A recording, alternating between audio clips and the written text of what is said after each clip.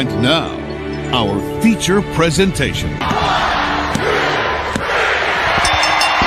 The best in the world is right here, right now. Whether you like it or don't like it, pal, learn to love it. Ladies and gentlemen, welcome. All right, listen up. Now it's our time to step forward. It's time to bring the NWA back into the spotlight. NWA! NWA! NWA!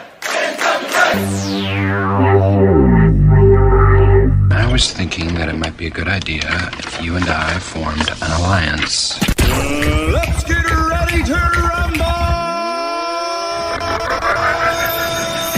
Attention, everyone. Welcome to the greatest wrestling program in the world. Ladies and gentlemen, can I please have your attention? Stop what you're doing and listen. It's the Alliance Guys podcast with your hosts Kevin Frazier, DKM, and JCal. What is up? Ladies and gentlemen, welcome to the Alliance Guys podcast, a presentation of Alliance-Wrestling.com, your number one source for news and information for the National Wrestling Alliance. My name is JCal. His name is Kevin Frazier. He's the former NWA World Junior Heavyweight Champion, and he's here with me to talk to you about the National Wrestling Alliance, the news and information, NWA Power, NWA EMPOWERRR, and the 73rd anniversary show. Kevin, my friend, my confidant, my brother, how are you? Whoa.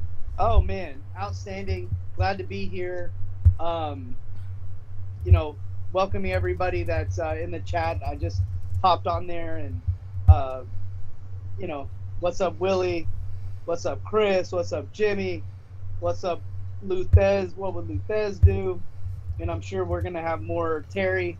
I'm sure we're gonna have more of the peeps dropping in as the show goes on. And just glad to be here. Glad to be talking some wrestling. And glad to have a little bit of maybe some new lighting that actually looks really good on the. Looks good on the YouTube. You look great. You look like a dang old superstar over there. I'm trying to get my hat right. Retired superstar. Let's call it that. Hey, whatever, man. I'm trying to put you over. This isn't putting you over. I'll take it. This isn't putting you over, but I'm trying to put you over. There's a pop the top. Yeah. Pop the top. It's 5 o'clock somewhere. Oh my gosh. There's the drink of choice here tonight. So. Again, kick back and enjoy a cold beverage with us, and let's talk some NWA. Yeah. So Luthez asked if I brought enough for everyone. Absolutely, I got a 12-pack in the fridge. Well, the cool kids are now drinking the Busch Light because they're the official sponsors of the National Wrestling Alliance in St. Louis. So, I mean, look at that plug. If you are a drinker, which I don't think, Kevin, you're not drinking anymore, right? No, I retired from drinking in I think it was 2018. So if my last sip. If you do drink, get a drink, get a Busch. Hey. If you don't drink, and Jay, are you getting a plug for that? Is there some royalties that I haven't been made aware of that the show is now getting? No, dog. No one's paying us for anything. If anything, Nick Aldis would probably pay me to stop. Love it. But obviously, you guys awesome. You could see we're a dude down, we're a guy down. But DK should be joining us later in the show, so don't worry. If you want to see someone with a sourpuss looking mean, he will be back hopefully later in the show. But I want to get to some of the news and information surrounding the National Wrestling Alliance, because it's been a pretty hot week, and I mean that with the utmost respect, because you've got an all-women's pay-per-view that is actually starting to fill out. You're getting some matches, you're getting some announcements on a weekly basis. You've got the world's heavyweight champion on the road, right? That hasn't happened in a very long time. And then you got Power. And we'll get to Power in a minute, but can I just say, I don't blame the NWA for what happened on Tuesday. I don't blame the National Wrestling Alliance for Fights TV's production issues. And I don't know if you're aware of this, Kevin, but they even had issues going live on Wednesday following. It was supposed to be at 3:05, then they pushed it to 3:15, and then they pushed it to 3:20. Excuse me, that's my local time, but 5:15, 5:20 for you on the East Coast. They couldn't get it right. They eventually got it on, but I'm not real happy with Fight. I don't like Fight. Well, you know, we chatted about it a little bit in our little chat that we have together, but yeah, I mean, I always say you just don't know what's really going on in the back office of companies. You never know.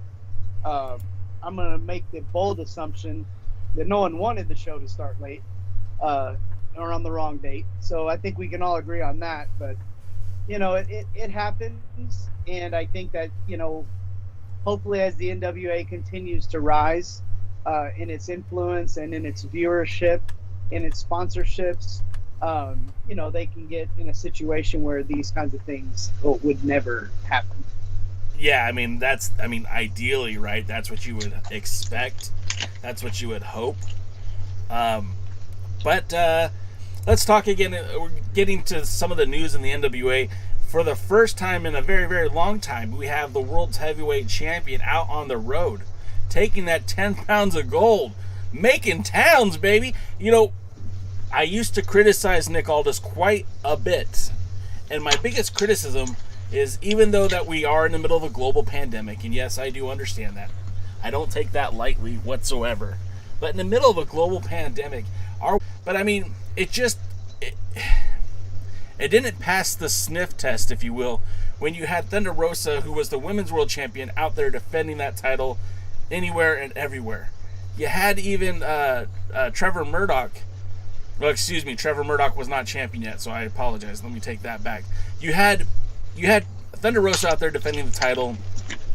Opportunities came up, and Aldis, you know, took a few of them, but didn't take many of them.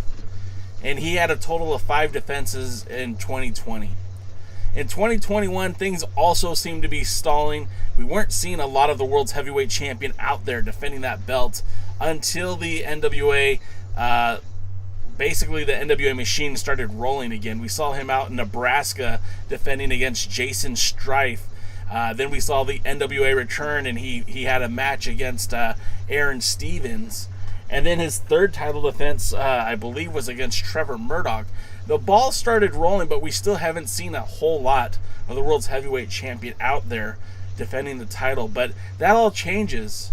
I believe it's this Saturday. In fact, I'm almost positive it's this Saturday, but now I'm going to source myself, because this Saturday, our world's heavyweight champion heads to Mid-American Wrestling, you know, in Minnesota of all places, on August 15th at 5:30 p.m., and he's going to defend the 10 pounds of gold against a former UFC fighter. In fact, he was on the first season of The Ultimate Fighter, and I'm talking about the American Psycho Stephan Bonnar. And Kevin, I know that you kind of follow the world of mixed martial arts. What are your thoughts about this guy, Stephan Bonnar? Well, that's interesting. I know nothing about Stephan Bonnar. I'm not a big MMA guy. Early on in my wrestling career, I was also an MMA fighter, and I had to make a decision on kind of what path I really wanted to focus on. And obviously, I chose professional wrestling, mainly just because, believe it or not, watching two dudes go in there to knock each other out. To see who has, you know, the biggest ego. Wrestling just, to me, sports is fun. And again, this is not criticizing the MMA fans whatsoever. I completely respect it. Respect the fighters, respect what they do, because it's not an easy thing.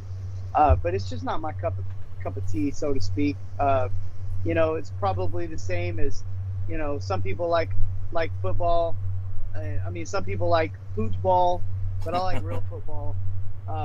So, you know, again, it's an apples and oranges conversation. It's not my thing, but now that I know this, I'll definitely make a point to check him out and figure out, you know, watch a few of what he's done. And again, the big thing I think that this does more than anything is you hear me talk all the time about believability and how important that is to wrestling. And I think for Nick Aldis to take a match like this does a lot for the brand and does a lot for his title reign. So I think that's pretty cool. And I didn't know for sure if you knew a lot about Stephan Bonnar, so I took the liberty of pulling up some information here about the man. And he has several professional wrestling bouts. In fact, one of his first matches was teaming with Moose of Impact to take on King Mo and Bobby Lashley. And I know he had retired from MMA, but I know that his wrestling kind of kicked off in 2017. He's not the most active professional wrestler, but I mean, he's wrestled all over the place.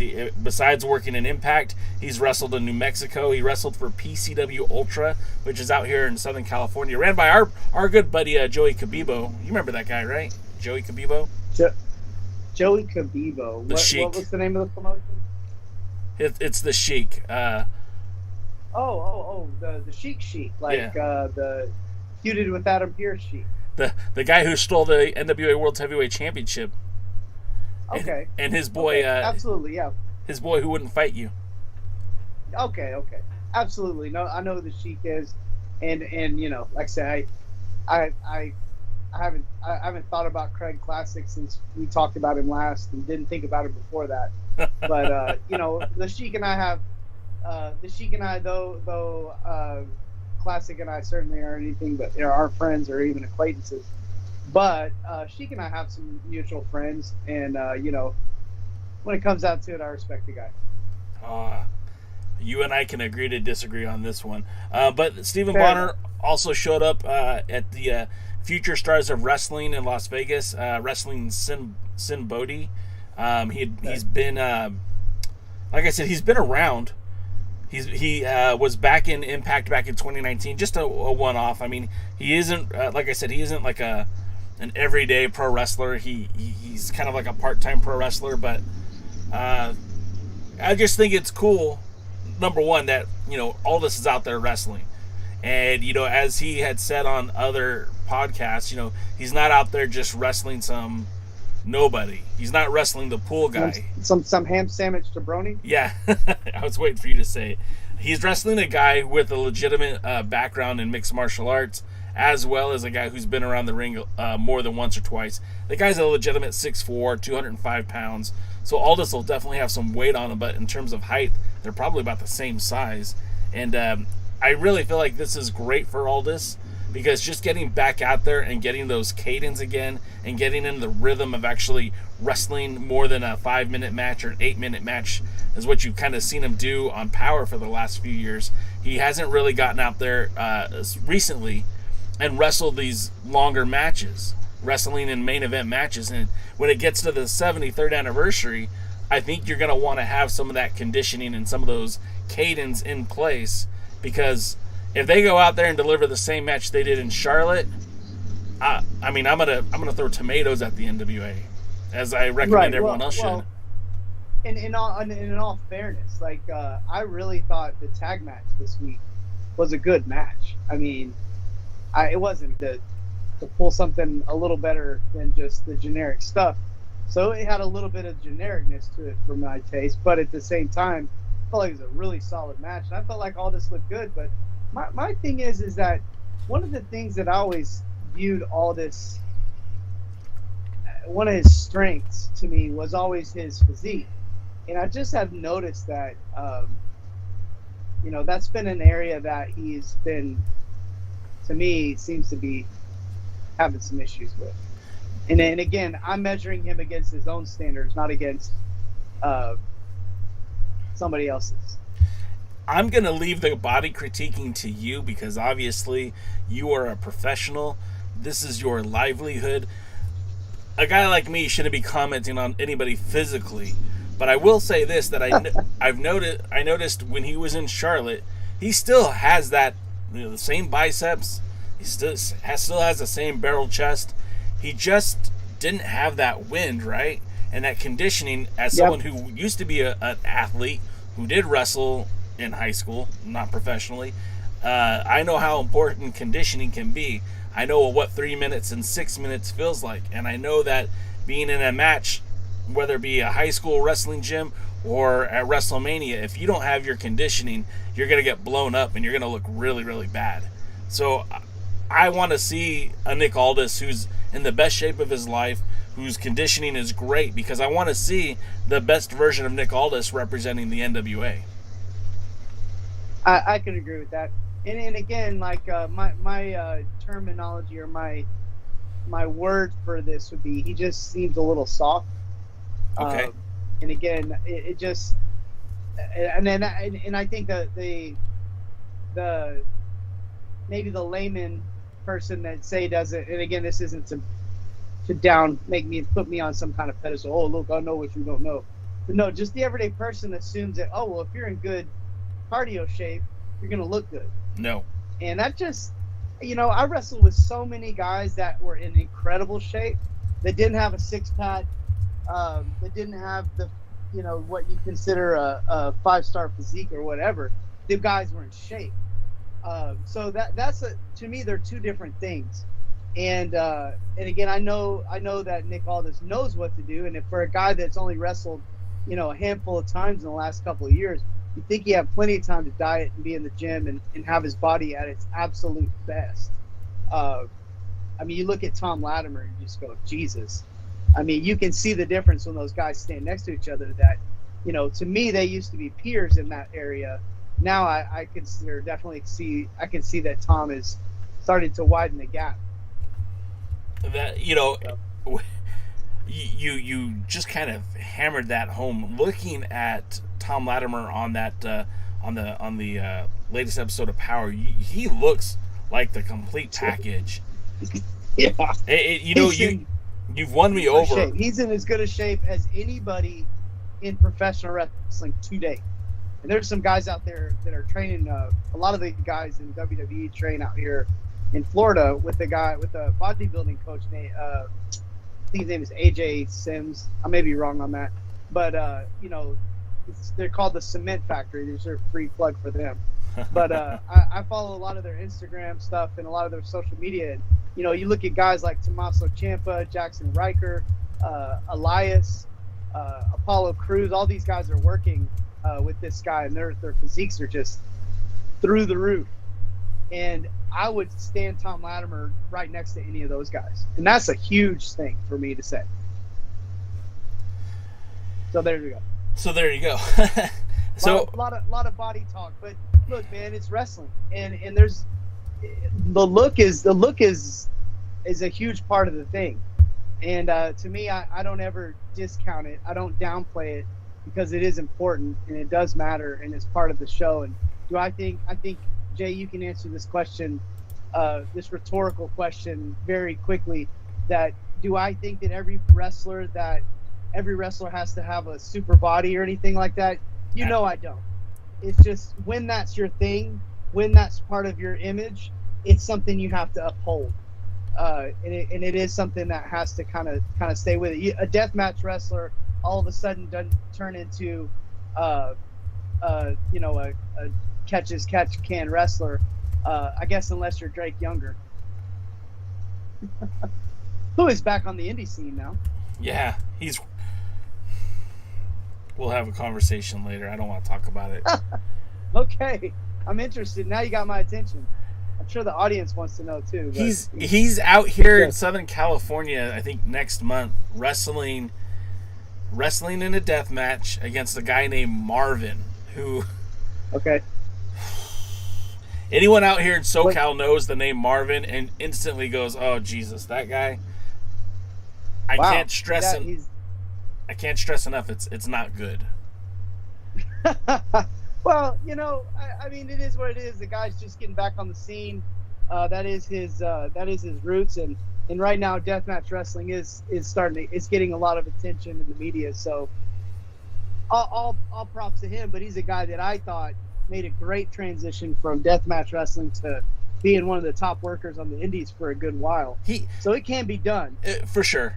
And to your point, like, we're talking about physiques and wrestling, like, and this is no slight, but, Bull isn't going to win any bodybuilding competitions, but the Sure. Manimal could get in that ring and he could go. And he wasn't, he didn't look like the a guy who could go, 10, 15, 20 minutes. But every time he was in the ring, like, you didn't see Manimal sitting over there in the corner blowing up, like we've seen other guys.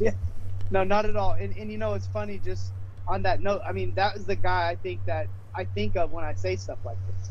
He's the guy that comes to mind because him and I practice and we're in the ring together thousands of hours. And, like I said, Bull is one of the only guys ever that could keep up with me cardiovascularly. Obviously, Rodney Mack and Jazz, I had no problem either. But I'm saying very few wrestlers could go like with me cardio-wise. And Bull could go, man. He could hang. And again, Bull worked on his physique. I think it's probably one of those misnomers that guys that look like that just don't care or don't try.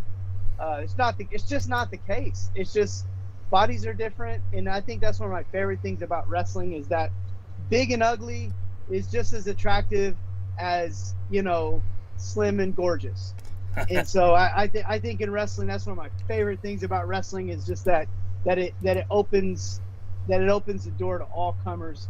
And we talk a lot about inclusiveness this day and age, and I think wrestling, I would put wrestling not as a pioneer, because that would mean they started doing something that they hadn't been doing.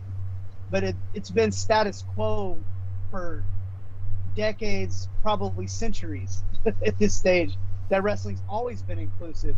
And I think starting the way pro wrestling started in a place where they're surrounded, it was a bunch of freaks. Yeah. I think that it's always kind of had that, us against the world, outside looking in kind of thing, and that's part of what I loved about getting into it, is because it was a something that embraced me for exactly what I was. So I don't know where I meant for that, but it's just something I consider really awesome. I love the business. So right now the camera is just focused on me, and it's not because I'm an egomaniac or that I'm so in love with the way that I look, but we're trying to effort to get DKM in here. So as soon as he gets on, we'll go back to the regular stream where it's the two of us as opposed to just your boy Jay. But am I verbal, or can they not hear me? No, you're totally verbal. Everyone can still hear you. Okay. So awesome. Well, where are we going next, Jay? So that takes us to the EMPOWERRR Pay Per View, right? Because that's only a couple of weeks away. It's incredible how time flies when you're having fun. And this card is starting to shape up. We've got a couple of championship matches on the card. We have people showing up from AEW, people showing up from Impact Wrestling, people showing up from Ring of Honor. So this pay-per-view is looking very, very interesting. And well, look at that. Look who showed up. There he is. That's him. DK's in the house, guys. Business just did the opposite of picking up. Sorry, that made me laugh. That got me. It was Watch funny. it, Frazier. I've had a hard week, and I have threatened to choke people out of windows. Seriously, so. Oh, nice.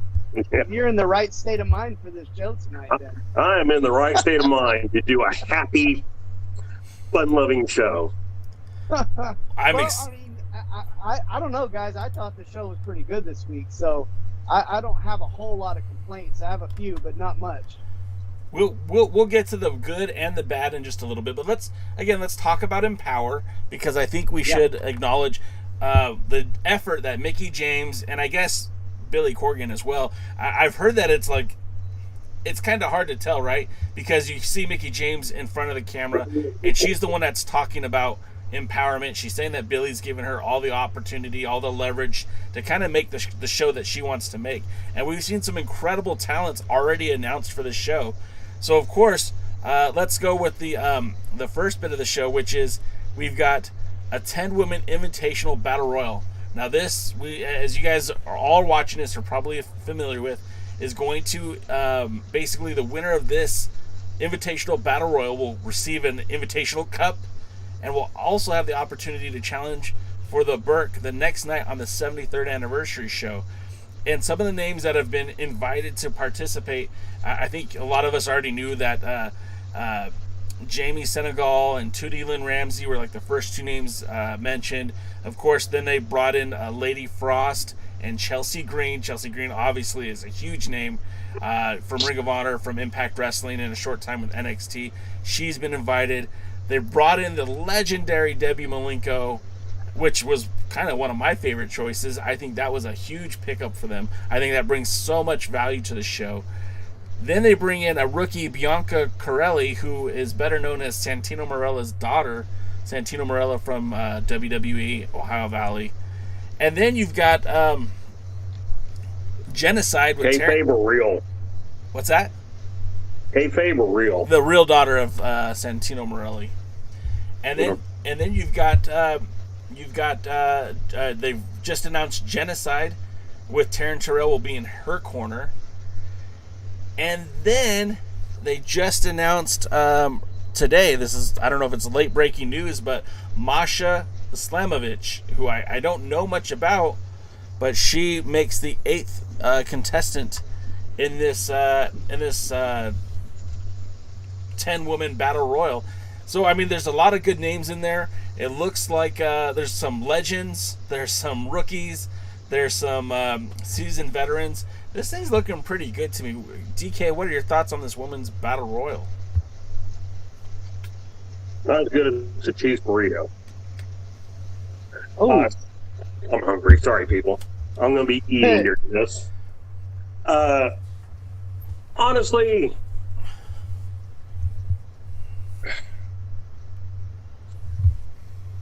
nothing I've heard overly excites me or overly disinterests me. It's from the beginning, this has all been more middle of the road to me. Kind of like the Champion Challenge series, where I never quite knew what the rules were or what's going on.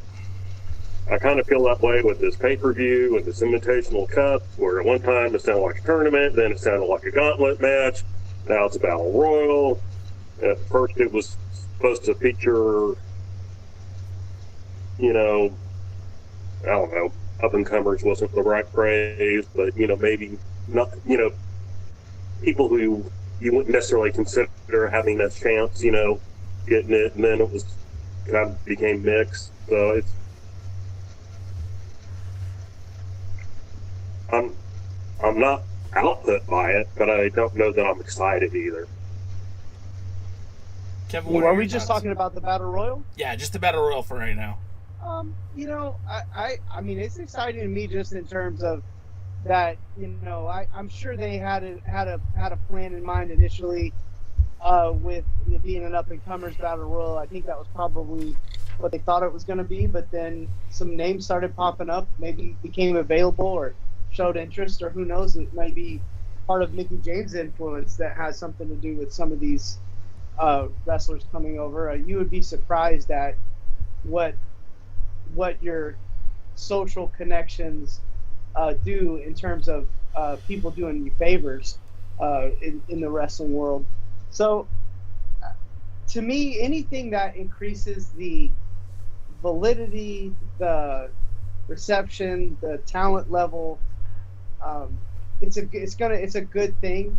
Would I like to see more singles matches out of some of the competitors in the match? Yeah, but there's a good chance that this is all they might have agreed to on certain terms. And again, this is just something that, being somebody that negotiated with a promoter to get what I wanted. You just never know. This may be all they're willing to do. So I'll take it. And then, of course, they're going to be crowning new tag team champions. Now, the original tag team champions went away back like in 1983. And the tag team champions that they're going to crown will be I guess again a little bit too many of the tournaments, because this one is going to have a tag team tournament, 4 teams. So it's basically just, single elimination matches, and then the winner of those 2 elimination matches will be essentially your new champions.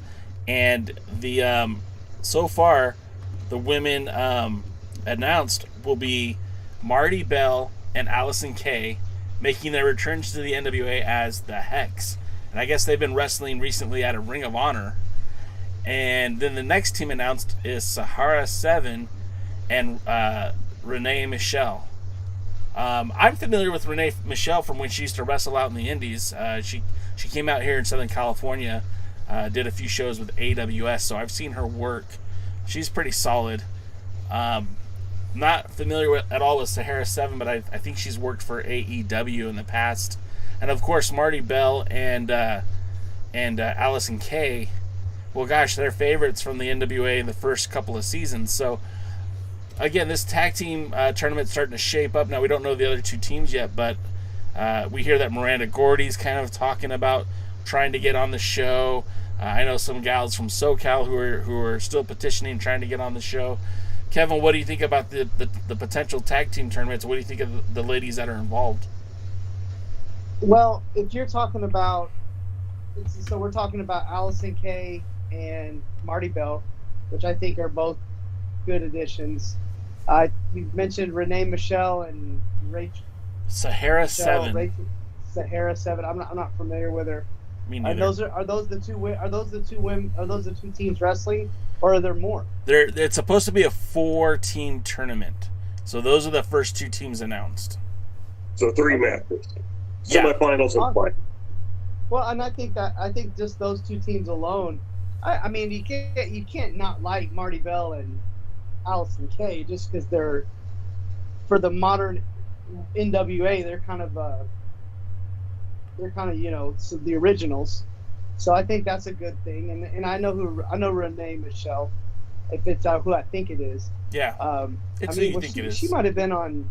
Was she on WWE for a short span as old boy's girlfriend, right? Well, that's his legitimate wife. Okay. Yeah. Okay, so then it's who I think it is. Yeah. Okay, awesome. Yeah. I mean, their names, they're people that are a legit independent wrestling draws, so bring them on. DK? Well, I can't say I know much about Renee Michelle or her partner, so I mean, I guess I have an opinion there. I'm glad to see Marti Belle and Allysin Kaye back. Going back to something from earlier with what Kevin was saying, I do think that between Mickie James, who she knows and who she can talk to help. I also think the fact that this is sold well has helped. I mean, right now, I don't know if it'll sell out, but I think it's going to be close enough. And so, the chance to perform in front of 700-800 people is, I'd jump at that if I could. So, and, I'm happy to kind of see Allysin Kaye back. It's interesting that the NWA's what made me a fan of her. I had seen her before, and I did not like her. It wasn't until she got to the NWA and did some stuff for them that I actually started appreciating her. So, I mean, it's starting to shape up, and then the card itself is starting to shape up, and when you look at, again, those 2 pivotal matches, because we're crowning a new women's tag team champions, something, again, that hasn't been around since 1983. That's pretty significant in and of itself. The Women's Invitational Battle Royal, you get a fast pass to wrestle against whoever's holding the Burke at the 73rd anniversary. So, again, that's pretty cool, too. And then on top of that, then we also have the Knockouts match with Deonna Purrazzo defending her crown against Melina, the former WWE Women's Champion. There's, on paper that match looks really good.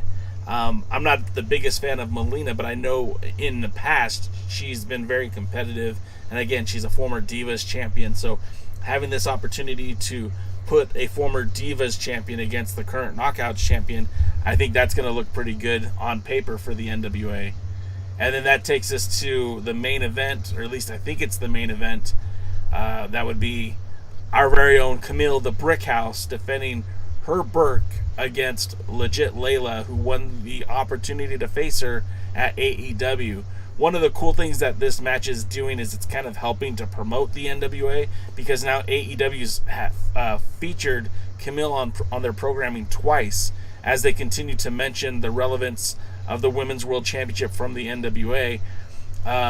DK, I know that you're not really sold on this match, but what do you think, or how do you feel about the AEW kind of promoting this match on their programming? Well, I mean, that's good. Get the word out. Obviously, they can draw around 1,000. I mean, around 1 million viewers frequently. 1.1 million or something. Yeah. And so it's good to get that type of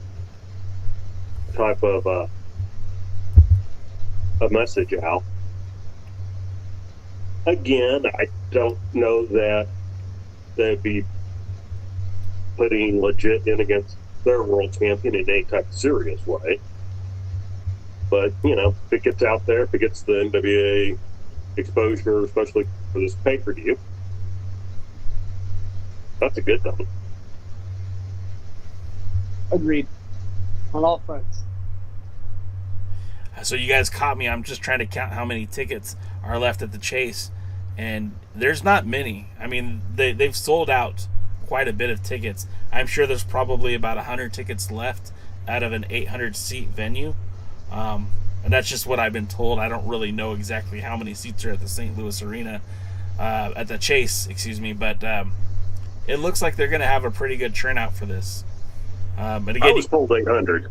You were told 800. That's what I heard too. Now, yeah, But I mean, as I'm looking here, the entranceway part where all the tickets are at, sold out. The opposite side, there's like 2 seats left, and then on either side of the ring, there's all those seats are sold out, and then on the corners, there's probably about 100 seats, maybe less, maybe 75 of people, where there's opportunity for people to sit. So, I mean, they're doing well with the numbers. I don't know what, I'm not going to sit here and try to look at everything, but it looks like they're doing well in terms of the ticket sales.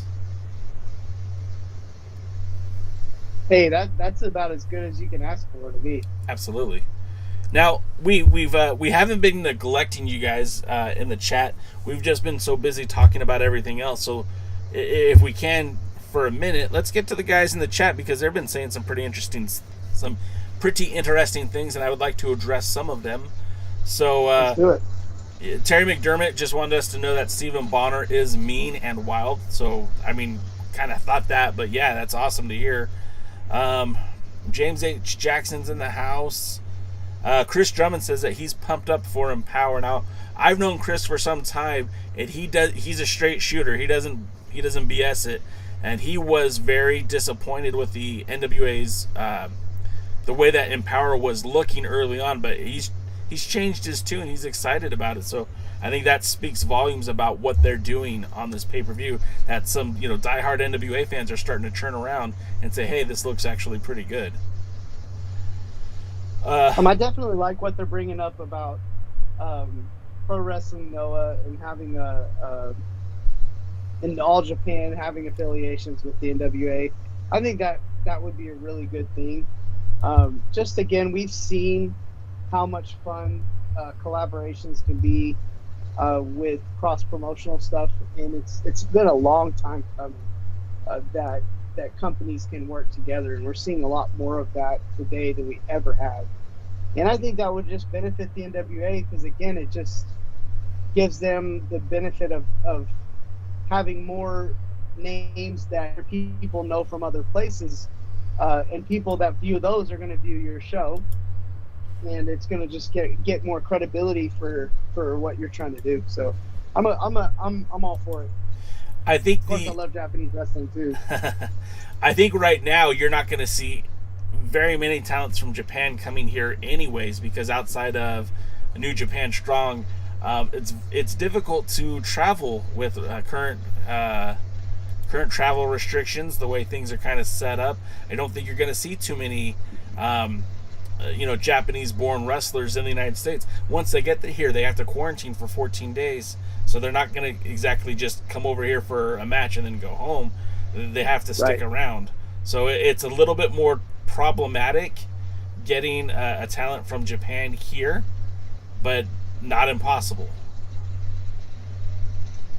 Excuse me. Absolutely agree. And we've been seeing it happen elsewhere, but I also, that actually to me is kind of an incentive to bring somebody over so that you can have an extended period of matches for them. That's kind of how it should be, Right. Well, and 1 or 2 matches isn't as fun as a series of matches. And Chris and I were talking offline, and he had said something kind of funny to me, that if you just follow who the NWA social media is following or retweeting, that you might have a good idea who's going to show up on the women's pay-per-view. And he's been about 50-50 so far, in making those predictions. And one thing that I saw today that gives me hope, but probably I should dash it already, is that they have this opportunity, or excuse me, they've been following our good friend Satoshi Kojima, who they just recently retweeted what he posted today. So it's like, could Kojima be here stateside to wrestle at the NWA pay-per-view? I mean, it's probably not likely, but it's something I would definitely like to see. I wouldn't be surprised, but I think the only negative, the only holdup might be what you're talking about. Yeah. Well, and there's still time, though, too. Like, let's look at it realistically. It's August 12th. 14 days from today would be August 28th, the women's pay-per-view. So, I mean, if there was anyone coming from Japan, they would probably have to get here, like, now for it to work. But nevertheless, I still think it would be a pretty cool deal if that were to happen. DK, I know you're not so big on the intermingling of talent. I know that you've said in the past that the NWA should kind of stand on their own. Do you still stand by that? Yeah, mostly I do. Look, bringing in one shots for a pay-per-view or something like that, sure, if they're used properly.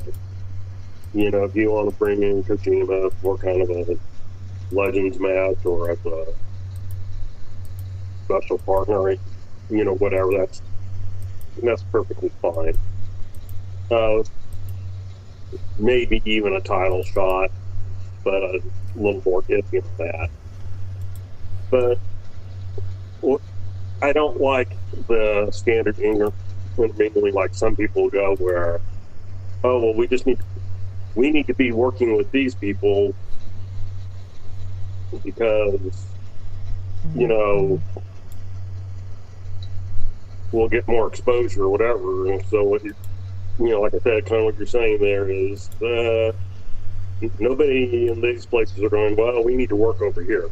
When you talk about some of these big things, I mean, look, there are people who question why AEW is working with Impact. And the number one thing you have to look at is who's the Impact champion. Right. So, we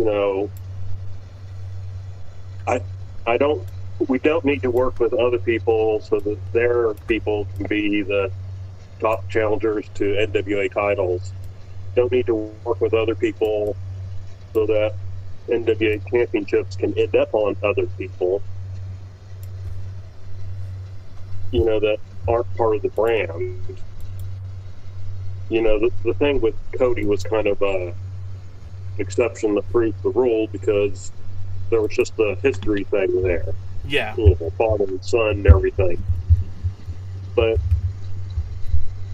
I wouldn't have been happy if it had been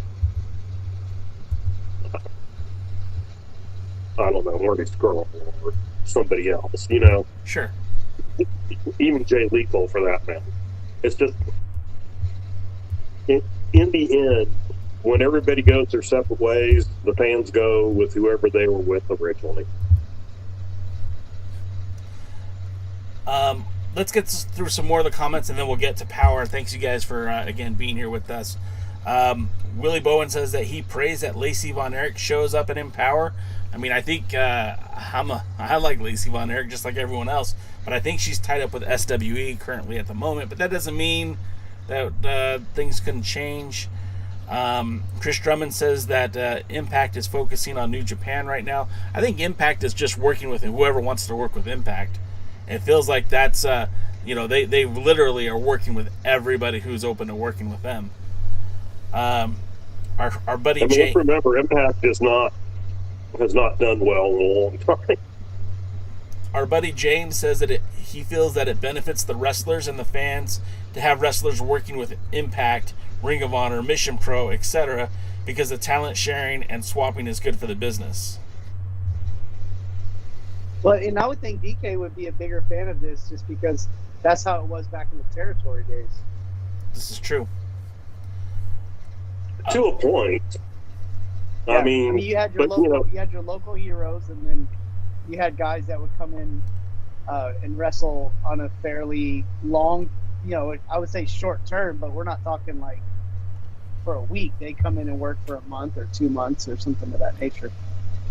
I mean, World Class will bring in Junkyard Dog for some of the Star Wars events. But, or Kerry would go work, Mid-South for a bit. But even in those, Fritz and Bill Watts, sometimes they were good buddies and sometimes they wouldn't talk to each other. And so, even back in the territory days, the main thing you did was you had your core, and then you'd bring in people to, freshen up every now and again. But, or you'd send away your top, there's a story that Eddie Graham used to call Vince Sr. And tell Vince Sr., he goes, Vince, I need you to book Dusty for a bit.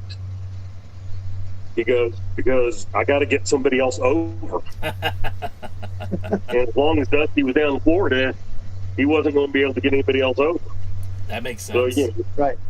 Dusty would break his leg in Florida and then go up to New York and wrestle. It's kind of like what Cody's doing right now, right? Like he got beat up by Alistair Black or whatever he's going by now, Malachi Black.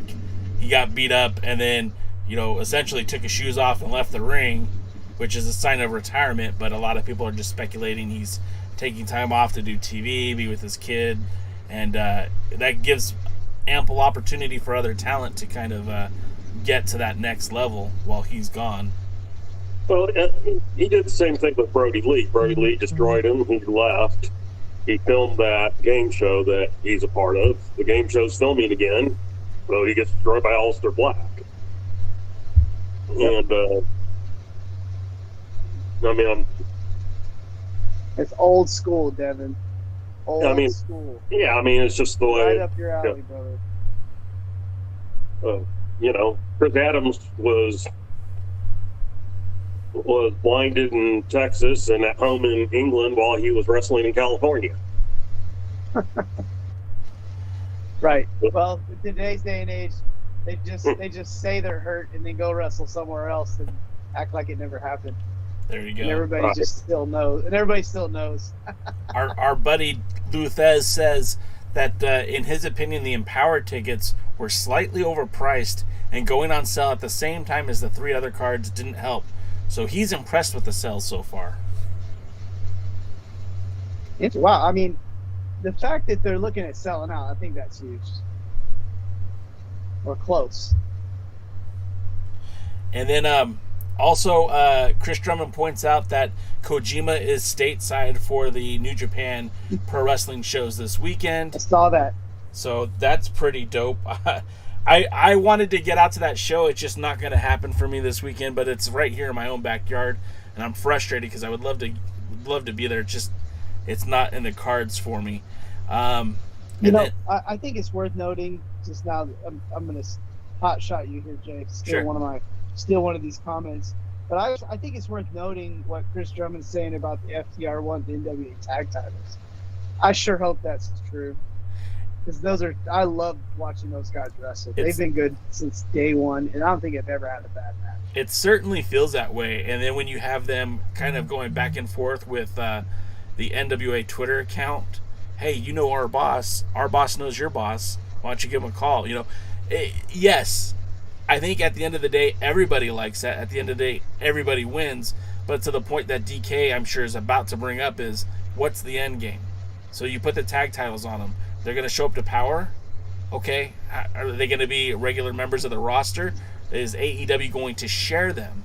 Are they going to defend the NWA tag titles on AEW? I mean, it's absolutely, it's something that I would want too, but like DK, I'm sure you could explain your point even better. What's the end point? What's the end game? No, I mean, I pretty much nailed it. And my thing is, not that I wouldn't be excited. I like FTR. I think AEW used them terribly. I think WWE used them better. I think NXT used them best. And that's 100% true. But, okay, you put the titles on them. Well, are you hot-shotting the titles? Yep. Are you going to leave it on them? That's all you can do is hot-shot it. You can't leave it on them. And so... It's a rub for the champions that beat them. That's the only way that makes any sense for the NWA. Right. In my opinion, sorry to jump in on you, Devin. I felt like, Well, and I think you're right, but my point is, we can say it gives them the rub, but the truth is nobody cares after the titles change hands. Because we watched top champions hold, titles back in, the day, and then they lose it to somebody else, and I mean, if that person doesn't defend the title, if that person has drama, if that person is being booked to have dissension and all the crap that's currently going on with the NWA, nobody will give a shit. They'll say, "Hell, wasn't it great that FTR won it? Who are the champions now, anyway?" Right.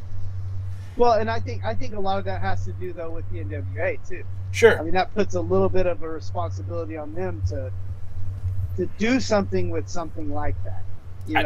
I think there's a two-way benefit to something like that because, FTR gets what they want, which is the NWA championships for whatever reason they want them for. But also the NWA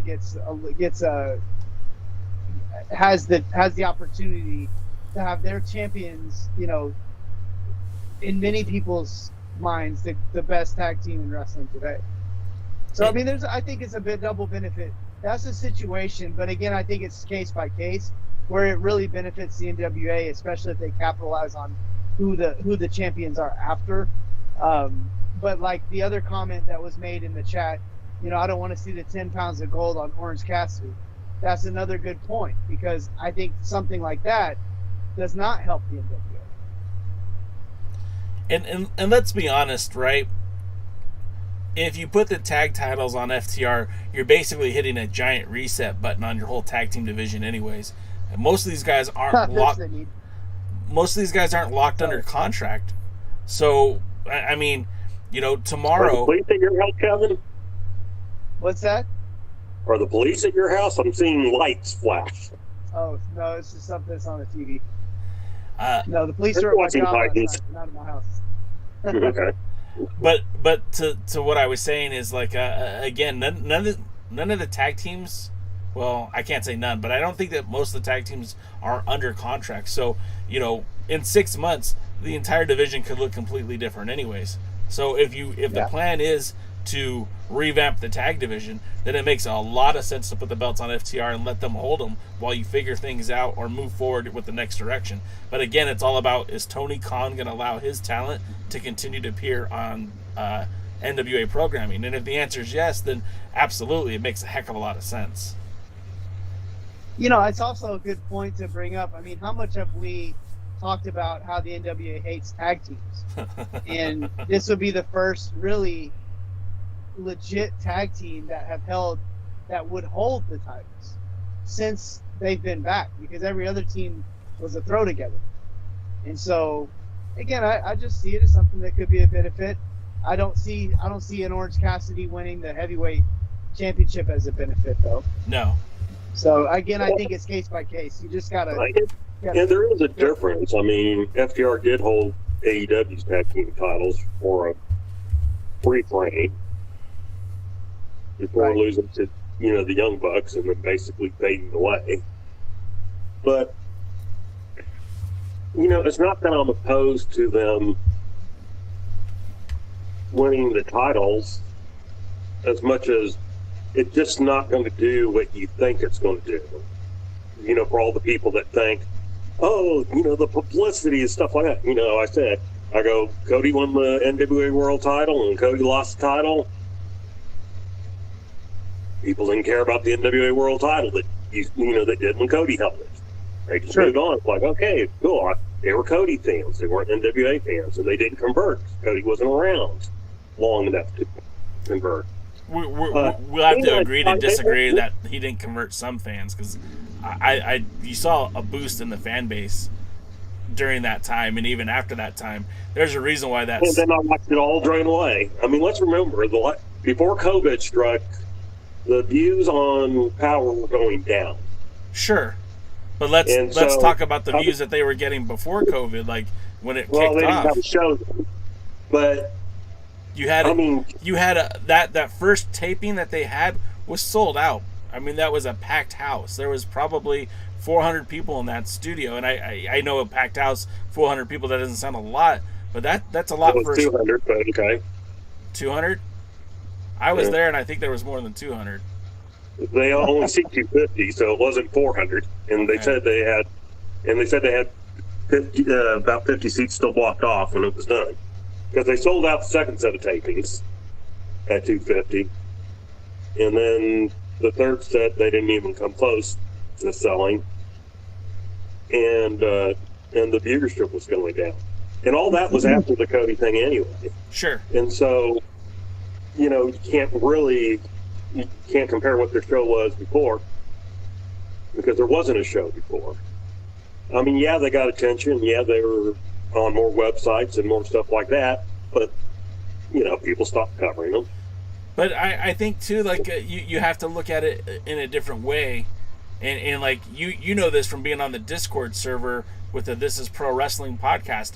Those guys weren't talking NWA with us 5 years ago. They don't know about Rob Conway. They don't know about Jack Stane's title run. They don't know about the deal with New Japan. They don't know about Chase Owens, or, no offense, but they didn't know Kevin Frazier. These guys know the NWA because of watching All In and seeing Aldis defend the title in the 10 Pounds of Gold docu-series on YouTube. I don't think that you could just discredit that as quickly as saying, oh no, it didn't convert fans. I disagree. I mean, look, it's a general statement, but you can't tell me that in any significant number. We can point to anecdotes anytime. I mean, I can say, Bob down the street used to watch it, but he doesn't watch it now for whatever reason. So we can point to the Bearded Trio and go, well, they weren't watching it before, but they're watching it now, and stuff like that. Yeah, people come, people go, and I'd be gone really if I hadn't been an NWA fan since '81. Now I will want to point out, Jay, that DK has murderous tendencies right now. That is true. And so, maybe just tread lightly. I'm just saying, if he has to fly all the way out here, I'll take him out to dinner. I know. But no, and killing on a full stomach is fine with me. I honestly think both you guys bring up great points. I'm going to segue us to the next thing on this. But I believe that you guys both bring up good points. And I think that what it really boils down to is that in the right circumstances, it benefits. Just for the heck of it, it doesn't.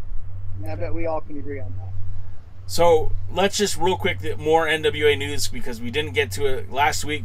Last week when we were here, the Pope was still your NWA television champion. And of course, the title changed hands on the Extra Power on Friday. We saw Tyrus win the NWA television championship. And to celebrate Tyrus becoming NWA television champion, I would like to point out that we have a new NWA television title theme t-shirt. That is the Alliance Wrestling logo, and that is available now on our shop zone. You can get that shirt, and you could represent not only the Alliance, but you could also represent the TV champion, who currently is Tyrus. And it doesn't matter though. I mean, I don't think he's going to hold that title for very long, but the cheap plug for merchandise before we get to the next segment, and that is we are going to talk about NWA POWERRR. Which one? We're going to talk about the most recent one that took 2 days to air. That's how powerful it was. The Fights TV system couldn't even hold it in place. They couldn't air it on Tuesday because it had so much power behind it. Sorry, that was funny. Thank you. This was the conclusion of the Champion Series, and this series was basically the idea of the series was fun. The whole draft I thought was very interesting. I thought the way that everything came out was fun. However, there was just a lot of confusion, a lot of things that didn't make sense to me. We found out on this episode that the winning team got 7 title matches. For any title. So basically, not only did the captain get a title match, which in this case was our good dear friend, the Pope, but also Velvet Sky would get a title match, which I'm sure that'll be reconciled later. We know that Trevor Murdoch got a title match, the Mystery Man got a title match, Jack Stain gets a title match, and even Colby freaking Carino gets a title match. So, it kind of like the Oprah show, everybody gets a title match. Me and DK feel the same right now about this idea. I just kind of feel like it's a little convoluted. I kind of feel like they could have done that a little bit better. And they could have made that more apparent from the very beginning because it just... I was going to say, now, from the beginning, because they all started out as champions, you notice that the team that won, the guy was no longer the captain, was no longer the champion. Yeah. And now the rule is that he gets a title match. When, of course, beforehand, what the rule was that the champion would have immunity from people. The other guys, right. I never fully understood it.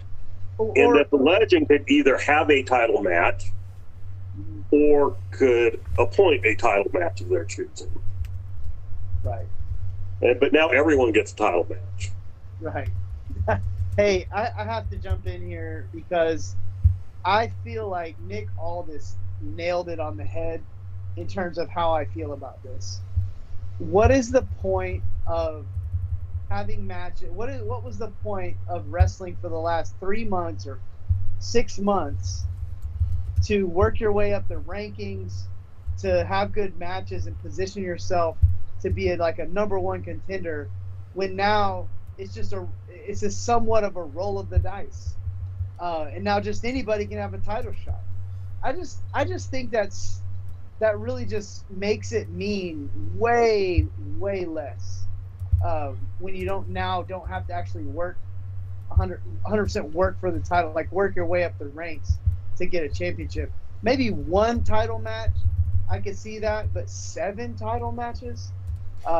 Well, and it's like Nick. I just agree 100% with Nick Aldis' promo that I'm gonna call it. I coined the term off the air. I'm gonna coin it on the air. It's just Billy booking. And how do you have 7 title matches when one of the title matches would have to be for the still uncrowned women's tag team championship when there was only 1 woman on each team? Well, and to that point, again, I don't think it's for that match. It's not for those titles. I think it's each person gets to pick the title they choose to challenge for. So Genocide could take her opportunity and go and challenge for the women's tag titles, or she could challenge Camille for the world's women's championship. Likewise, Jax Dane might use his title to grab Crimson and go after the tag titles and get one more shot at Stevens and Kratos. I would assume Trevor Murdoch is going to go after the world's heavyweight championship. I'm assuming Colby Corino is going to try to go after that TV title, or maybe even the national title. I don't know. I don't think he would go after the world's heavyweight champion. And of course, the Pope has an opportunity to do either one of those two. Go ahead. The only Tyrus match I would look forward to is him falling on top of Colby Corino. Oh. So I wanted to get that out there. So for all of you who say I'm a Tyrus hater, well, duh. But I would not mind seeing him fall on top of Colby Corino. Yeah, I mean, I think we've all expressed our feelings on just kind of the outcome of it. I really did feel like it was, though, a fun series. I do think this was the best wrestling we've seen from the NWA since I've been watching it and covering it with you guys.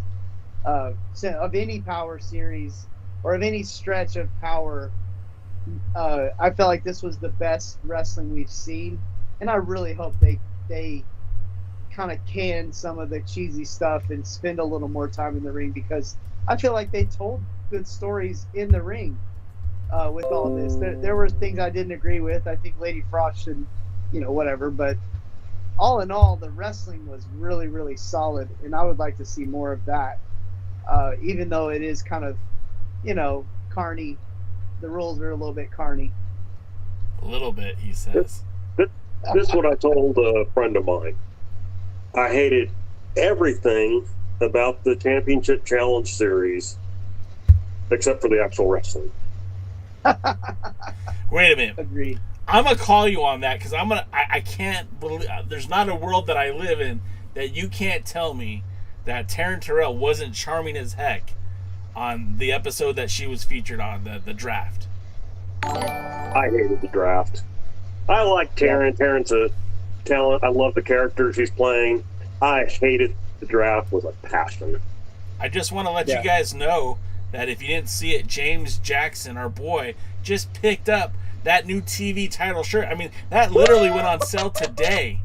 Thank you, James. We appreciate you picking that out. Again, the link is in the merch. The merch link is in the bio. You can actually buy that shirt today if you like it. And if you don't like it, blame Kevin. Moving on. My man, James, way to go, brother. Thanks for picking up a t-shirt. You'll probably see all three of us in one of them bad boys on a show here when it gets colder here in Florida. I'm looking at getting a monogrammed and putting some names on the back. I heard that would be pretty cool. Well, we've like thrown Bob the idea of and Sally. Throwing the idea of jerseys out there. So I'm all for it. If I got to pitch in a little bit, I was gonna put modern day hero DKM and JCal. So hey, I dig that. But let's get more into Power, because we talked about the result, but we didn't really talk about the matches. And I really feel like, again, to what was being said by both DK and Kevin, is that we had some good matches. And even on this week, as much as I don't really care for Colby like Kevin and like DKM, we had some good matches. The first matchup was Tom Latimer, who, by God, is probably the most underutilized guy on the roster. Looks like $1 million.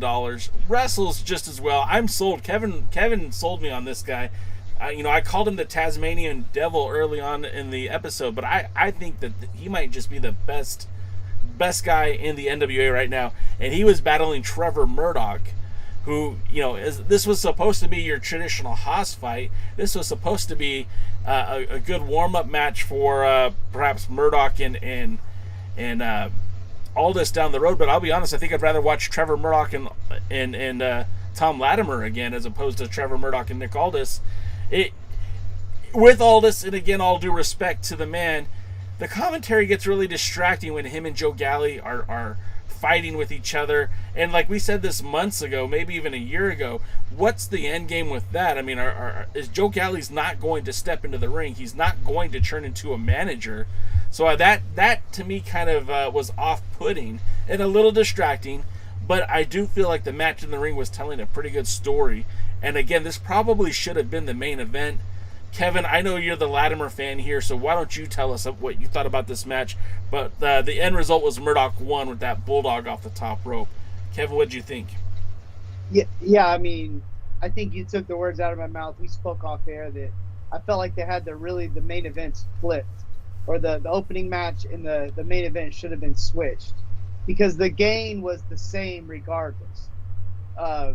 This could have been the match that won it for the team. The same outcome came of it. And in all reality, and I said this, what have Sal Rinauro and Colby Carino done in the NWA to be main event guys? They're alternates. And again, look, I'm not attacking them personally. I'm just saying, in the context of the show, who are they? They're jobbers. They're top bottom card guys.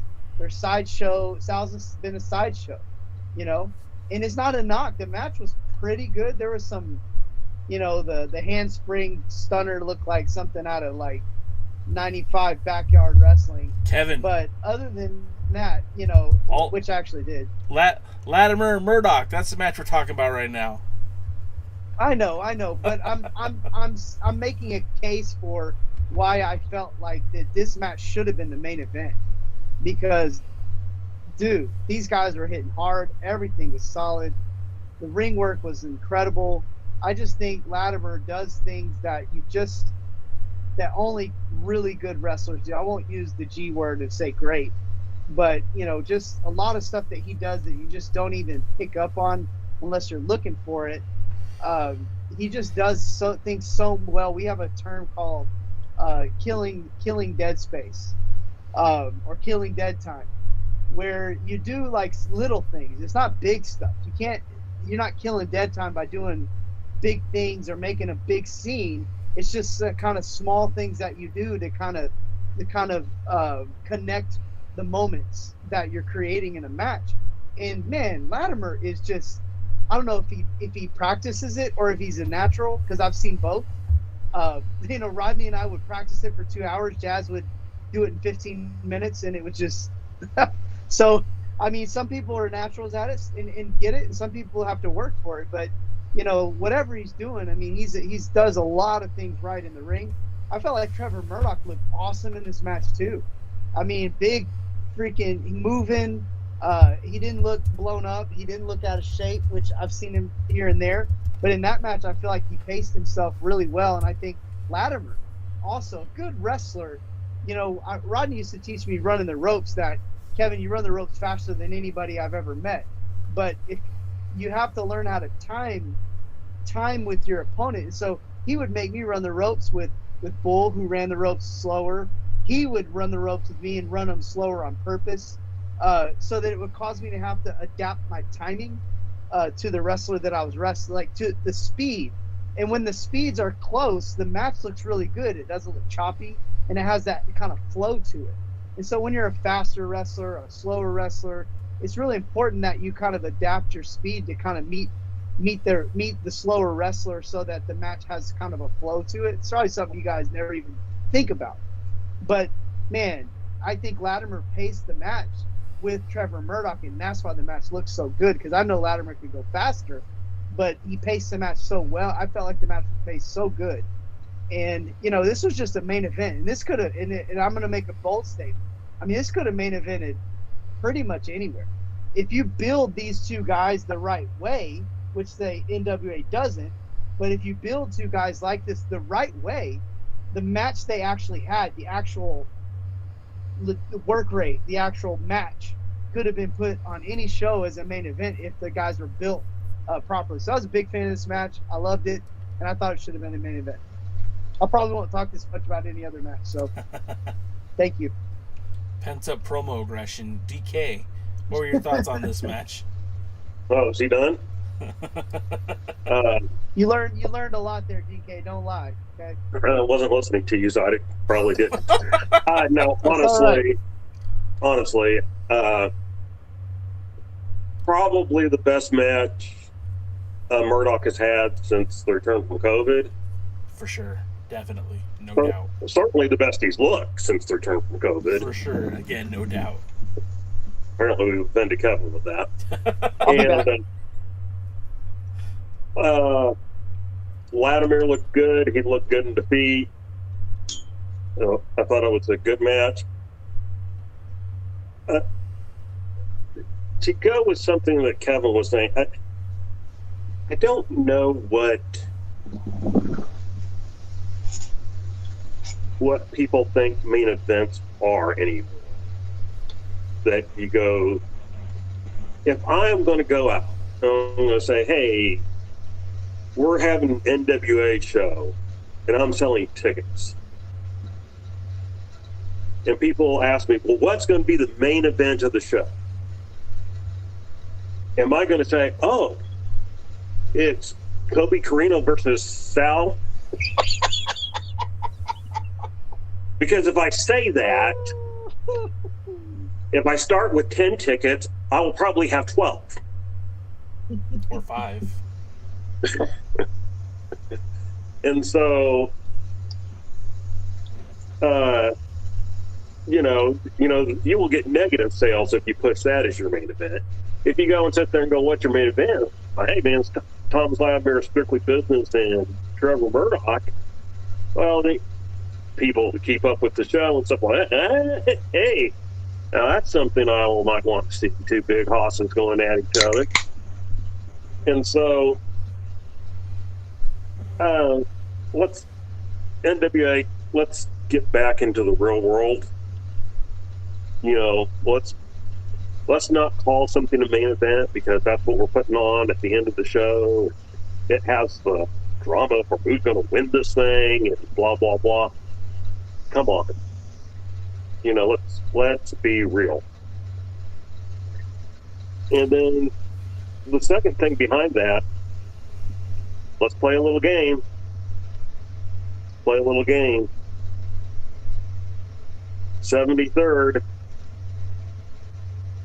Trevor Murdoch wins the titles. Next pay-per-view. Could Thomas Latimer be the challenger? So, well, you guys got my spoiler for who I think the next champ's going to be. One thing that I thought was very compelling about this match, and we talk about how strong Tom Latimer is, but that pop-up powerbomb that he connected with big old Trevor Murdoch, and Murdoch ain't a small guy, but he lifted him up like he was nothing. Listen, too. Let me add to that because you are 100% right. Trevor Murdoch can't jump. Okay, people might think that there's some kind of collaborative effort going on here. Trevor Murdoch ain't jumping high enough on. There's no way Trevor Murdoch is gonna be able to do enough. And it's not like he's me, There's no way Trevor Murdoch can do enough. Can do anything to help Thomas Latimer in that. When I saw that, I was like, that's a grown man. Because it wasn't sloppy either. Remember, guys, I always talk about this. Doing a move and doing a move well are two different things. Okay, anybody can do a move, okay? Anybody can throw a suplex on the apron and almost kill somebody because you suck. But, dude, when a grown man pop-up power bombs another 280 some odd pound grown man, it makes it look easy. Man, I would say that was the move of the night, move of the show, probably the best move in the last month. That was amazing. I'm glad you pointed that out, Jay. Anyways, I'm over it. Not really. DK, are we ready to move on? We're ready. Next up was Mims versus Jax Dane. Now this match kind of felt like what it was supposed to be. Mims wasn't. Mims didn't get bullied around as much as Slice Boogie did when he faced Jax Dane, but he certainly did get a beating. Now he ended up winning the match kind of like on a fluke because Jax Dane had hit the pole and he was able to roll him up for that pin. But during the course of this match, again, it was one of those things where, like, Mims tried to do these moves, and Jax just kind of beat the crap out of him, and it was a fun match. It's exactly how I would have booked this match, because I don't think anyone in their right mind should think Mims could beat Jax Dane straight up. It was a fluke that he lost, but that put points in the opposite team column for Idol and Camille. DK, what did you think of Mims versus Jax? I liked everything but the ending. You didn't like the ending? Hmm? You did not like the ending? I did not like the ending. I mean, yeah, they gave Jackson out, but they're not doing a good job with a former world champion. No. A guy who was world champion not long ago, a guy that really, if you're going to put him in a singles situation, should be a top challenger for the world title. And he's big, he's huge, he could be a monster, he could be a Brock Lesnar type, beast. And they just seem determined to have him just be some guy on the roster. Did you see that SWE Fury put their Texas title on him? I did see that. I wonder who made that decision. Just seems like a good idea. I don't know. Because I've reached the point now where I can no longer tell the real world from kayfabe world. So, as of the last show that took place in wherever they were out in West Texas, Amarillo, or wherever, Lacey Von Erich is supposedly the owner and president of SWE. So, and I don't mean to derail the conversation, but Teddy Long's done with them. Yes, he left. Of course, Mark Henry had signed with AEW. He was gone. A couple of others have left. So I do know they had a shakeup behind the scenes. I do not know if Lacey Von Erich is the legit top person. But at least I do know Kevin Sullivan is in as the director of operations, and I have no idea if James Beard's still affiliated or not. At least they know how to book Jax Dane. Yes, they did. Kevin, what did you think about this match? I'm actually in DK in DK's camp that I didn't like the ending. I thought the match was so predictable that in a match where you just know if Jax Dane doesn't win this match, that we don't have him. There's no like last match. So I think it's pro wrestling, guys. This is where you pull out your, everybody jumps in the ring. The ref doesn't know what's going on. So-and-so does this, so-and-so does that. Do I stop the match? Do I disqualify? What do we do here? I mean, you got 10 wrestlers at ringside, and you got 15 minds, booking it. And the best you can come up with is a roll-up in a match that did anybody go, oh, what a shock?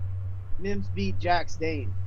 Like, no one should have been shocked, because if Jax wins that match, we don't have a last match to care for. Can I throw out a booking idea? Sure. They made this. They try to tie it to the guy who was in the match with them earlier, or how they were drafted or whatever. But I think they should have just reslotted and just picked who's going to face who. And I think for this match, it probably should have been Tom Latimer and Jax Dane, and it should have probably been Trevor and Mims. And that way, Trevor gets a win over Mims, and no one bats an eye. And Tom Latimer beating Jax Dane, again, no one's going to bat an eye at that. And you could have excellent storytelling, and you could still have the same results, where Team Camille Idol gets a point, and Team Pope and Sky get a point, and it doesn't affect the outcome of the show. But we probably would have had better matches and an opportunity for better storytelling. And that's not saying that Murdoch and Latimer wasn't great, But does it really hurt Latimer? Excuse me. Does it really hurt Jax Dane to lose to Tom Latimer straight up? I don't think so. No. And does it hurt Mims to lose to Trevor Murdoch? I don't think so. And even the straight up losses, there's still ways to protect. Sure. I mean, he didn't necessarily have to bounce his head off the ring pole, but there's still charged in or backed up or fell wrong, or something. All the convoluted stuff they pulled out over the last few months, this was the time to actually do that. Right. And to make it, it's not so predictable. Because even if it was the way Jay was saying, which actually I think probably would have given us a lot better matches, we still would have had the same situation where we kind of think we know what they're going to do, and they have to, you got to swerve us better than that to get us really to go, okay, we know it's wrestling, we know what's what, but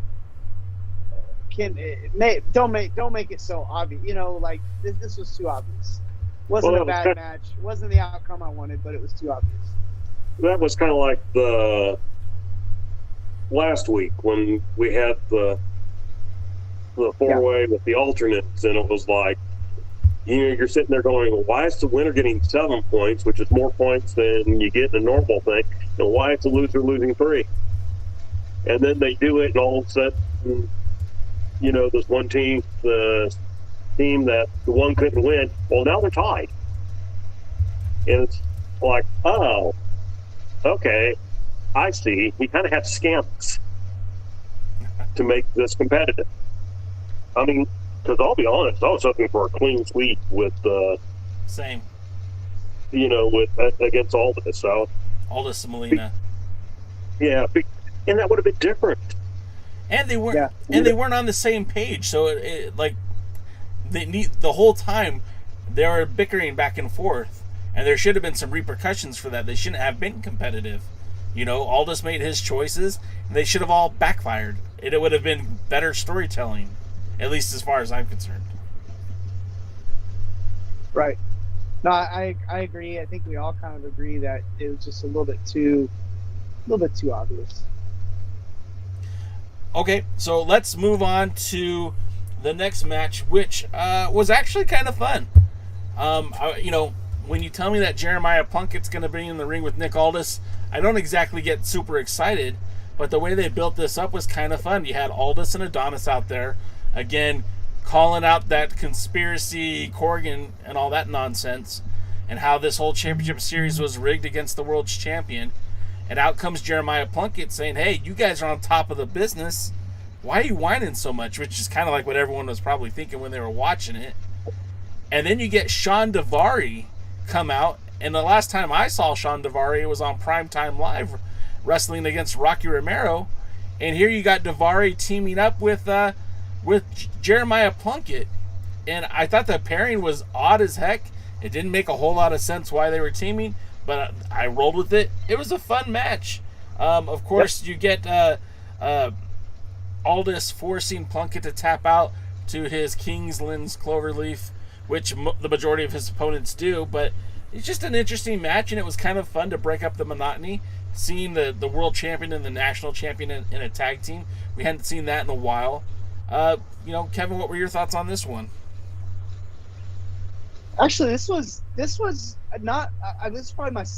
my second favorite part of the whole thing.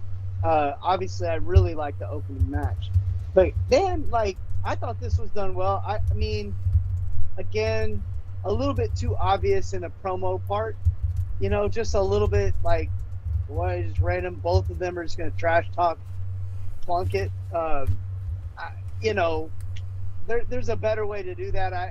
I'm not spending my mental energy trying to figure it out, but there is a better way to do it. I probably could if I cared, but I would say this: when Plunkett came out, I didn't know what to expect with him on the mic. He was really good on the mic. Not bad at all. Yeah, he was good. I was like, wow, this guy's value to me just went up double. I say double, just because. Okay. I mean, he sounded like he belonged in the conversation with those guys. Yeah. I thought that was great. I was like, wow, that caught me off guard. To bring out Divari. Divari's not my favorite wrestler or anything. He's a great guy. He's a good worker. He's not great, but he's definitely not. I mean, guy looks like $1 million. He can work a mic. He can work in the ring. So I think he was a good addition to this show. I don't know if he's a permanent addition to the roster, but it was one of those things where it was interesting. It was, as you would say, Jay, it was good content. We got a good promo from Strictly Business. We got a good promo from Plunkett. We got an unexpected guest that he cut a great promo. And then they went out and they had a match. And I thought the match was a good tag match. It was a good match. There were tags, DK. There was some teamwork going on, even from a team that hadn't tagged before. I felt like Aldis really looked good in the ring in this match. I felt like Chris Adonis looked good in the ring. It felt like the match had a little bit of a plan to it, which sometimes these matches on this show, considering their short times and it's TV, you got to have a plan. Sometimes it seems like they don't. This match seemed like it had a plan. I thought the finish was good because in the back of your mind, you kind of thought that they might beat Strictly Business here. So I thought that they suspended my disbelief, and I was happy to see that the outcome. But I was also happy that this was the one part of the show, this match and the opening match were the two matches that I didn't 100% know how it was going to go down. And I really like that. DK, the question to you, my friend.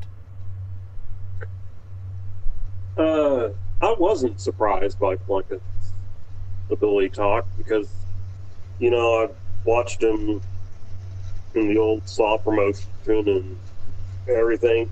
And this is where people have to just be careful. There's a lot of good talent on the indie thing, especially among some of the better. She's been around a long time.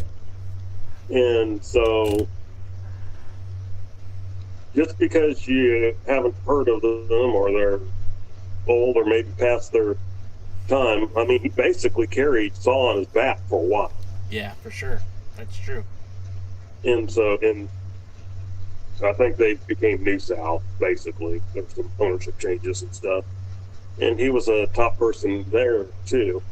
So I wasn't surprised by it. I was surprised he was getting involved with Strictly Business, which didn't make a ton of sense to me, but hey.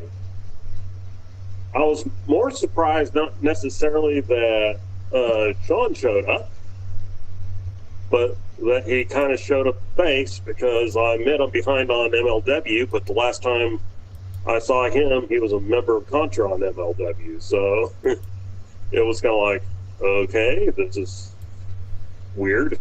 And like Kevin said, so like Kevin said, I don't know if he's in as part of a roster or if he's in making a special appearance or what. So and then this is some of the problems you get when you're talking about sharing talent or moving talent around or something like that, is consistency. I would hate for him to be in the NWA as a face and a member of Contra in MLW. Back in, we're talking about back in the territory days, they had something like that where Hercules Hernandez came in for Sunshine in World Class and was a face, but he was a heel in Mid-South, and it didn't work because you could watch both shows on syndication here, and so it was kind of like, well, this is weird. Yeah. And so as for the match itself, considering it was totally unexpected and had somebody who's primarily been used as enhancement, I think he has one win. It was good. Like Kevin said, they tagged. It seemed like an actual tag team match. And, it was enjoyable. I was entertained by it. I liked it. So it ended the way it kind of needed to. Mm-hmm. Yeah, and I don't know. I don't think, again, I would have hated for Plunkett and Divari to get the win there, because it could have set up an interesting match down the road with Aldis and Divari, and depending on what happens at the 73rd, just a one-on-one match between those two would still be a lot of fun. But that brings us to the main event of the night. Don't ever say that again. Hey, I didn't book it, okay? But this was the last match on the card. You don't have to buy into the abuse. Guys, I hate to do this. I gotta put you on mute for just a minute. I'll be right back. That's fair. Okay, we'll sell you later. Okay, I'll be right back. Thanks, guys. Yeah. So that brings us to the main event. Excuse me. That brings us to the last match of the night, and that puts Sal Rinauro against Colby Corino. Now, this match on paper, I mean, at least there's a build to it. Again, everything that we've already talked about, Kevin kind of nailed it. These are alternatives. Why are they in the main event? These were supposed to be the alternates. Why are they even deciding the outcome of this show? If you're gonna put it as, if you're gonna put this match on, at least they could have made it more compelling. Where Kratos was hurt, Kratos was legitimately injured, so you could have used Sal or Colby in that spot. I mean, of course, Sal was hurt too, so it doesn't make a whole lot of sense. But the thing that the match was, it was pretty good. It was the baby face in peril for most of the match. It was kind of weird because the announcers kept having difficulty keeping straight who represented what team. So when it was Colby being the heel and Sal being the baby face, they kept making allusions to if Sal wins tonight, Trevor Murdoch could get a shot at Nick Aldis. But I mean, it was just those little things like that really irk me. It's like, you guys, you got to do better than that. If I can pay attention watching at home, you should be able to do better while you're sitting there. And that's someone who really respects Joe Galley and Tim Storm. I just felt like that took away from some of the match for me personally. But again, we saw the end of the match come when Colby went down low and pulled out some brass knucks, or I think they called them dusty fingers or something, and got the win. He cheated to win, which kind of tarnishes the whole Champion Series, because the main match ended in someone having to break the rules to win. And who knows, maybe later we'll get a referee's reversal on the decision based on that evidence. But what did you think of the match, DK? What did you think of the end result? I mean, the match is what it was. I'm not gonna tear it apart. I can't say I loved it. Can't say I found it overly entertaining. I didn't like the end. I didn't like you said, we've kind of gone through with some pretty clean matches the way, pretty clean finishes. Even if some of them were protected, we had the draw, and then so to end it like this with guys that you don't know why they're in there. You don't know why they're picked to be the deciders, other than just the drama of, oh look, it's going to be these two jobbers that make the decision. Oh, get shit. Sorry. So this is kind of where I go back to, I dislike everything about the championship, but champion challenger series or whatever, series challenge or whatever, except for the wrestling. And honestly, the ones with the alternative wrestlers, both the 4-way, which I barely pay attention to, and this one, I mean, they were okay. They just weren't good. And I don't know why this is what you would want to end it on. Yeah. I don't understand the decisions. Now, and I want to throw back something because I kind of forgot about it when we first brought it up. Yeah, go for But it. we're talking about Joe Galley fighting, bickering with Nick Aldis. Yeah. And so apparently who's ever doing this watches too much WWE when, Corey Graves and Coach would be on together, or NXT when Josh Matthews, and I can't remember who the other person was because I didn't care. But they just argue and fight and distract from what's going on. People are stupid. You want to come across as professional, not gimmicky. We have gimmicky. If you want gimmicky, go to WWE. If you want gimmicky, go to AEW. Impact just sucks, so I don't know, don't go there. And no, it's not getting better. Stop lying to people.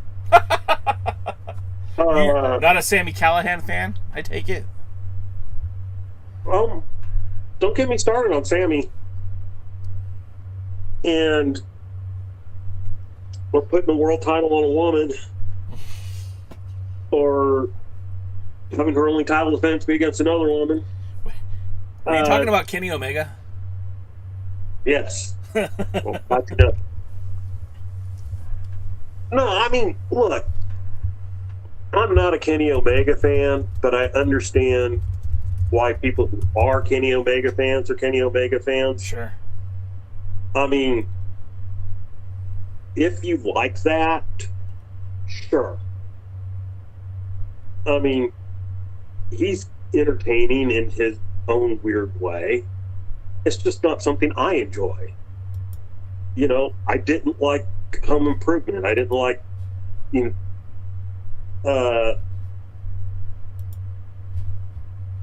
Modern Family. Great show. These were top shows. I didn't particularly like them. Personal taste. I'm back. So, I just wanted to interrupt DK too. Yeah, I know. And so, I can understand why people like them, and that's fine.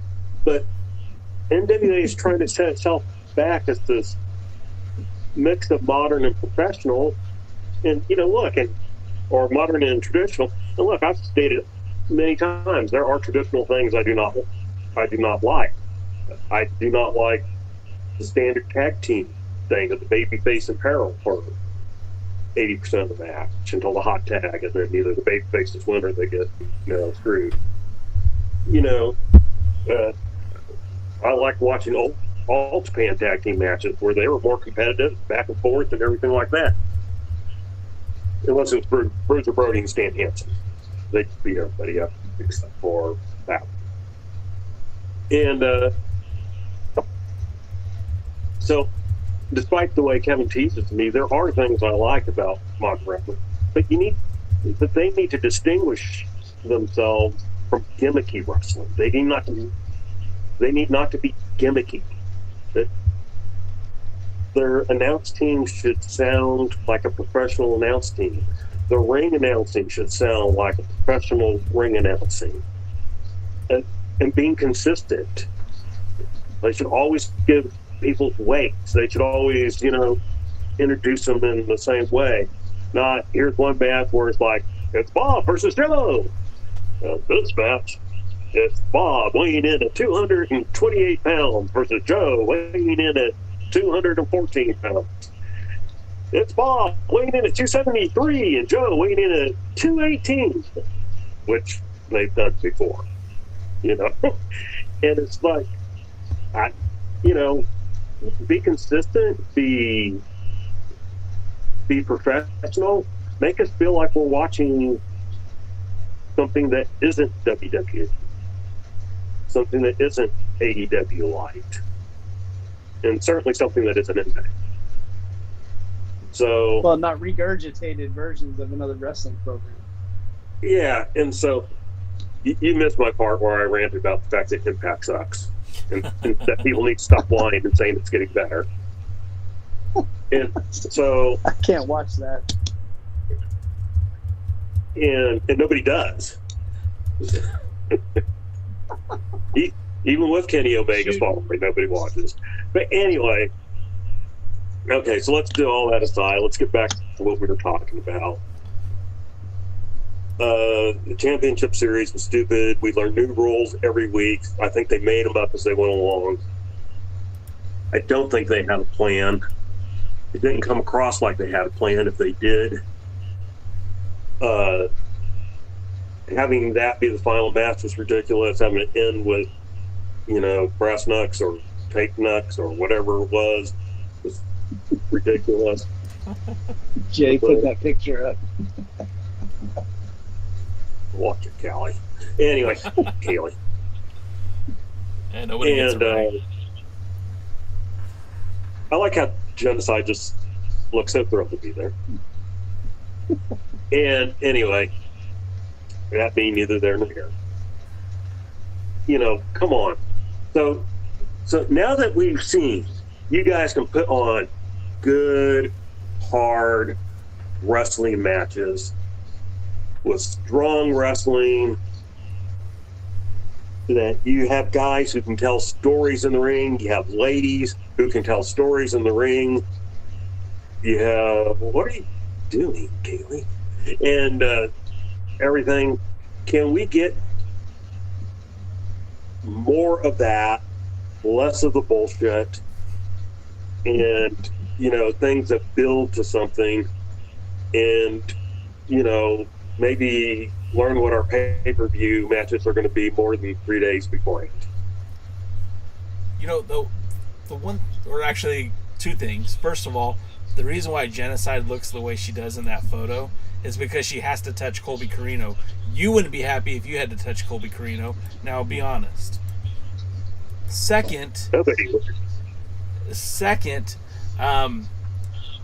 you're right. Everything that you just said, you nailed it. They showed us that they can do wrestling the way that we think it should be done. And if you look back to the days back in March and April and May, when we were very critical of this show, and we said things that we completely 100% believed, that the product was convoluted, that the storylines were silly or just downright stupid. They've gotten away from that, and I hope they stay away from that. But one of the things that I do want to point out is there were people, I'm not going to name names, but there were people who said that, well, maybe this product just isn't for you, Jay. Maybe this product isn't for you, DK. Kevin, maybe this product isn't for you. And I said bullshit to that, just like I'm going to say bullshit to that then, bullshit now. This could be a great product. And this championship series showed us that they can do these things that are good storytelling and good wrestling.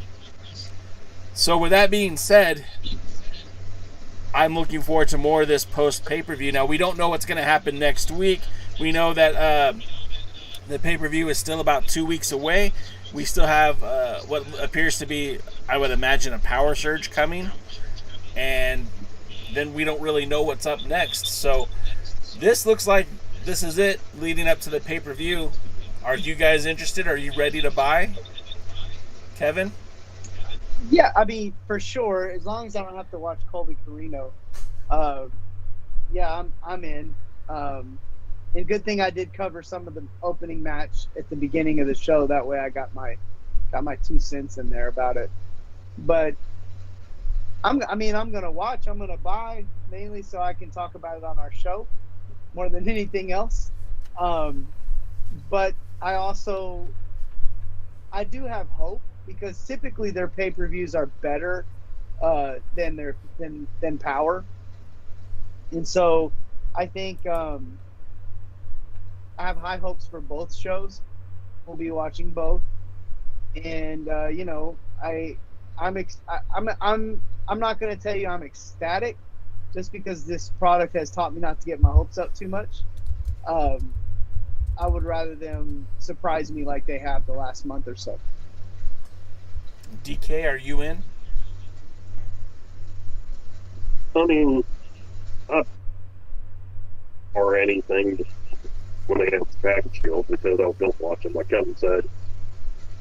So their pay-per-views have been better than their power shows. It still frustrates me that they don't seem to have them played out. So, but, you know, they sold out the thing, so I suppose in their minds they don't need to, so. But it may be different if you go somewhere else. Their biggest benefit in St. Louis has been the St. Louis crowd. For sure. For sure. What would Lou Thez said it last week, and I'll echo the sentiment. That St. Louis crowd is here to support the NWA, and I think that's awesome. The only thing that I worry about is, and this is echoing what DKM said a couple of months ago, for how long will the history of the NWA carry the brand? For how long will the fanboys who travel from city to city be able to continue to do this for each pay-per-view? Because even though we all love the NWA, at some point, we can't keep supporting it by, you know, driving to each pay-per-view. At some point, they're going to have to generate the audience to come and support them. But I think that's going to do it for us, guys. We're pushing 2 hours. You know, we love talking the NWA with you guys. I mean, I see some new faces in the chat room tonight. I see some familiar faces coming back. We really do appreciate you guys being here.